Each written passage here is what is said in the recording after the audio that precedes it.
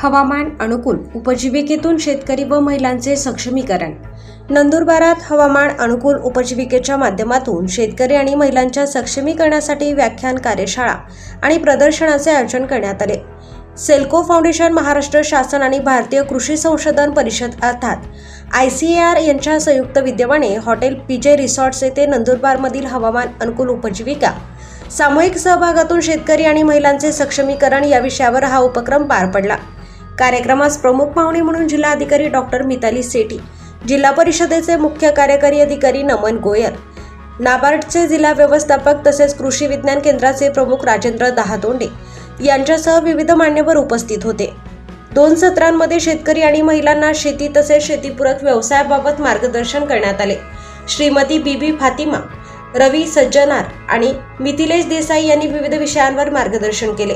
बदलत्या हवामानानुसार शेतीमध्ये आवश्यक बदल, उत्पन्नाचे पर्यायी स्रोत आणि शेतीपूरक व्यवसायातून आर्थिक सक्षमीकरण याबाबत सहभागींना माहिती देण्यात आली।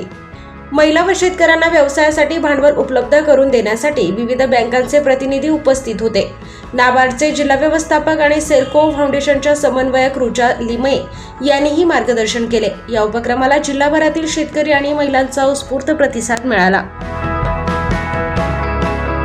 त्याच्यासाठी आपण काही चांगला उद्योजक कशा बनवता येईल याचं मार्गदर्शन करता आला आणि तसेच सर्व जे याच्यामध्ये लागणारे जे आपले स्टेक होल्डर्स आहेत त्यांना एक ठिकाणी बोलवून जर आपण प्रयत्न केला तर हे खूप चांगला एक नियोजन होऊन जाईल।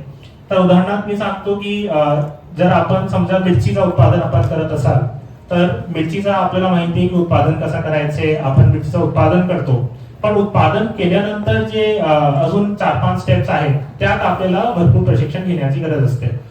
आता उदाहरणार्थ मिरचीचं उत्पादन झालं, मग त्याच्यानंतर त्याचं वर्गीकरण कशा करायचे, कोणत्या रंगाची मिरची आहे, कोणत्या आकाराची मिरची आहे, काय मिरचीचा जो स्पायसीनेस इंडेक्स म्हणतो तो किती आहे, तर ही सगळ्या गोष्टी आपल्याला माहिती असायला पाहिजे।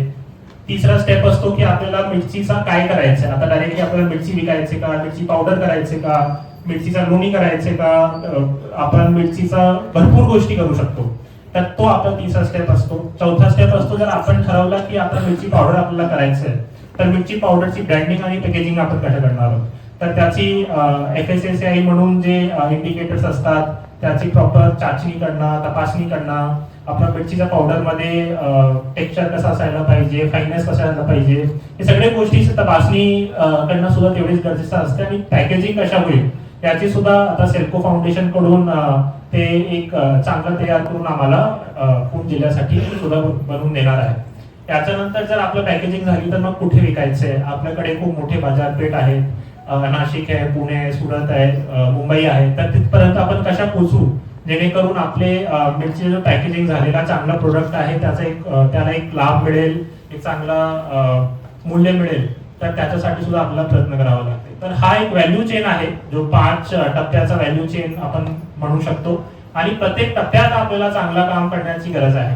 आता याच्यामध्ये अजून गोष्टी आहे की आपल्याला लोन जर पाहिजे असेल तर लोन कुठून मिळणार आहे, जर आपल्याला शासनाकडून काही सबसिडी हवे आहे किंवा आपण त्याच्यासाठी पात्र आहोत तर त्याचा लाभ आपण कशा घेऊ, तर असे जे प्रत्येक गोष्टीबद्दल आपल्याला माहिती असायला पाहिजे ती माहिती देण्यासाठी ही एक सभा आपण आज रोजी ठेवलेली आहे।